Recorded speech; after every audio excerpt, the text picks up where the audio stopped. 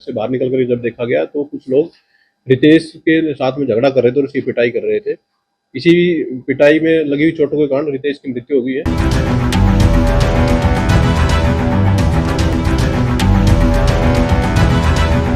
Branch की team और अन्य जो साइंटिफिक एविडेंस की टीम है, एफएसएल की टीम है, उनके द्वारा स्पॉट की विजिट की गई है।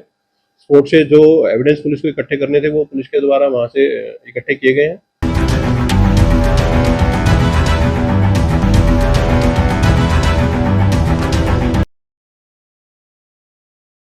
गुरुग्राम के पटौदी इलाके गुड़हाना गांव में सनसनीखेज हत्या का मामला सामने आया है।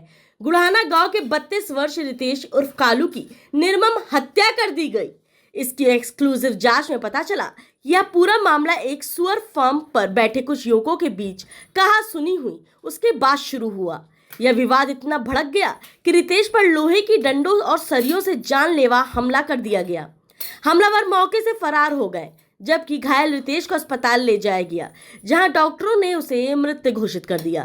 पुलिस का कहना है कि यह मामला कहासुनी विवाद से जुड़ा हो सकता है। कुछ संदिग्धों को चिन्हित किया गया है और जल्द ही गिरफ्तारियां होने की उम्मीद है।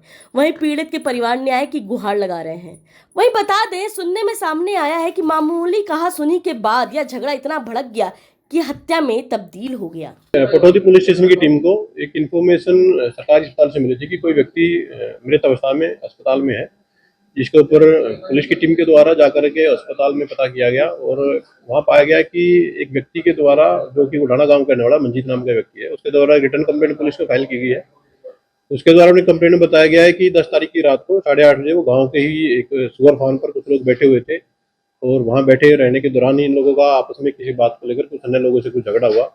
इस झगड़े के बाद ये सभी लोग अपने अपने घर चले गए थे। तो रात्रि करीब 11 बजे के आसपास उसको अपनी गली से कुछ आवाजें सुनाई दी। उसके द्वारा घर से बाहर निकल कर जब देखा गया तो कुछ लोग रितेश के साथ में झगड़ा कर रहे थे और उसकी पिटाई कर रहे थे। इसी पिटाई में लगी हुई चोटों के कारण रितेश की मृत्यु हो गई है। ये जो रितेश है ये 33 वर्षीय युवक है और वहीं गाँव में ही रहता है। फिलहाल जो शिकायत करता है उसके द्वारा कुछ लोगों को बाई नेम कराते हुए और कुछ अन्य अनआइडेंटिफाइड लोगों के खिलाफ भी एफआईआर रजिस्टर कराई गई थी। पुलिस के द्वारा जो बाई नेम लोग हैं उनके सहित में कुछ करीब 7-8 लोगों को राउंड अप किया गया है। अभी उनको हिरासत में लिया गया है। उनसे डीप इंटरोगेशन पुलिस के द्वारा की जा रही है।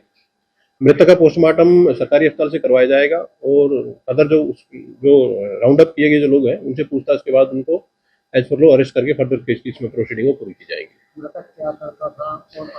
देखिए, अभी जो एक्यूज हैं उनको राउंड अप किया गया है, उनसे पूछताछ की जा रही है और हत्या के कारणों के बारे में भी गहनता से एक इंटरोगेशन से की जाएगी और इंटरोगेशन में जैसे वो फैक्ट बताएंगे और हत्या की जो भी वजह इस मामले में रहेंगी उसके अकॉर्डिंग पुलिस फर्दर रिस्पेक्ट करेगी।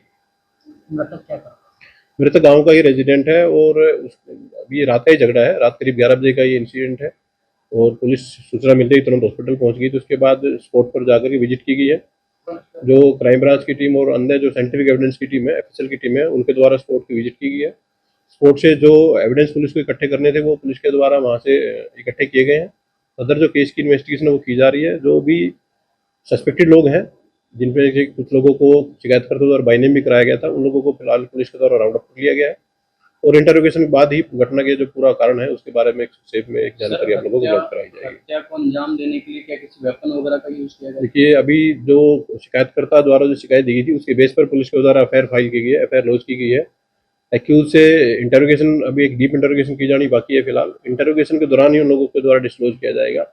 फिलहाल जो मृतक है उसका पोस्टमार्टम सरकारी अस्पताल से करवाया जाएगा और उसमें जो हत्या के जो भी वजह रही है तो उनके बारे में ब्रीफ एक हिस्ट्री पुलिस के द्वारा इसमें तैयार की जाएगी।